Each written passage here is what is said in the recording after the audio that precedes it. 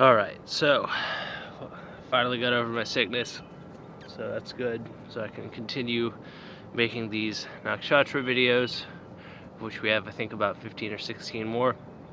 This one that I'm about to do is on the 11th lunar mansion, which is known as Purva Phalguni, and it's ruled by both Sun and Venus, and the combined sort of force of their energies equates to sort of a Mars archetype. And I will explain that method that I use to combine them. It's actually really simple, but I'm not going to do it right now because I got to get through these nakshatra videos. So with that being said, what is a nakshatra? A nakshatra, for those of you who haven't seen my other videos in this series, is the path the moon moves in one day. So basically it's a 13 and 2/3 degree arc that the moon travels across its orbit in every day. And each nakshatra has a co-ruler in the same way that each sign has like a ruler, and in some cases a co-ruler, like in the case of Scorpio, Aquarius, and Pisces having co-rulers as well. So there are 27 total nakshatras, and the co-rulers repeat on a 3 times 9 basis, and it goes in a particular pattern. South node Venus, Sun, Moon, Mars, North node Jupiter, Saturn, and Mercury is the order. So without further ado, let's get into the Purva Phalguni Nakshatra, which is in the constellation of Leo, from 13.2 degrees to 26.4 degrees. And by the way, when I'm saying degrees, I really mean minutes.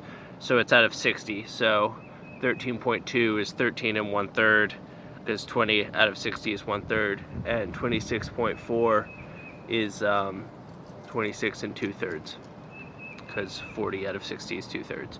So if you have planets in Leo in this degree range, 13.2 out of 6 to 26.4 out of 6, you are very likely going to have some of these traits. And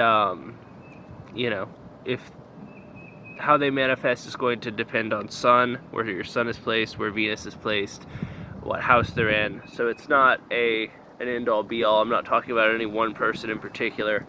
I'm just talking about the sign, or the nakshatra itself, the energy of it. So Purva Phalguni is symbolized by the hammock or the bed, as in pleasure, like bed pleasure. So these people, the primary feature of these people is their sexuality, I would say. The hidden ability, the Shakti of this nakshatra, is to provide pleasure in all forms. So that can be sexual, it can be material, it can be artistic. Actually, scratch what I said about sexuality being the first thing. These people are primarily artistic. The fundamental job of this nakshatra is to subvert the system that it's in to acquire leisure, basically. To acquire the ability to do what it wants to do whenever it wants to do it. These people seek freedom, fundamentally. Freedom of action, freedom of choice. They hate being constrained, because the Sun, being the ego, the king does not want to be working in a factory. The king does not want to be serving people across the counter at some merchant store. The king would hate that. It's basically, if you put the Sun and Venus together, it's what does your ego want? What does the king of your own conscious mind, what does it want? So you can think about, like, what would the king want? The king would want to be in a castle surrounded by servants with feasts going on and surrounded by beautiful art that he could at least lay credit to, like to having built. The king wants recognition. The king wants bliss.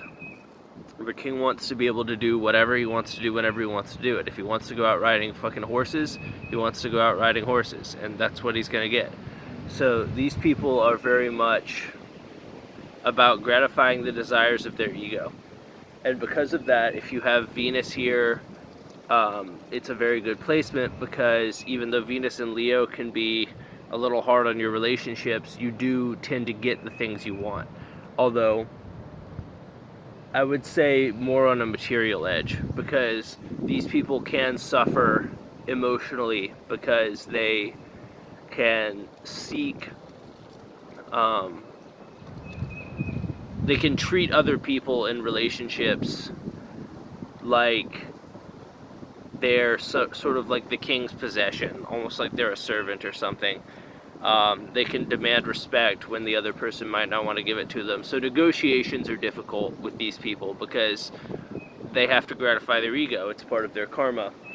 So if you're disrespectful to them, they're liable to not be very happy with you and punish you in whatever way they can.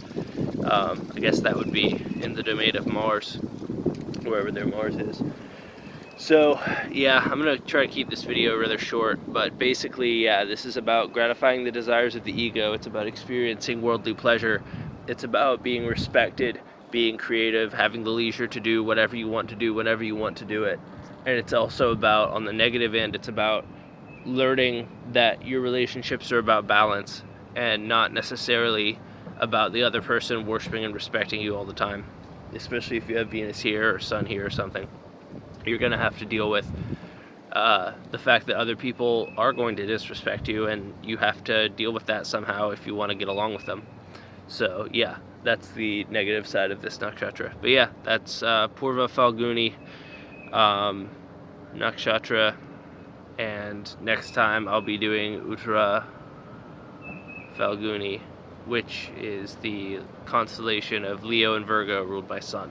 So, or co-ruled by Sun. So, yeah, tune in next time for that. See ya.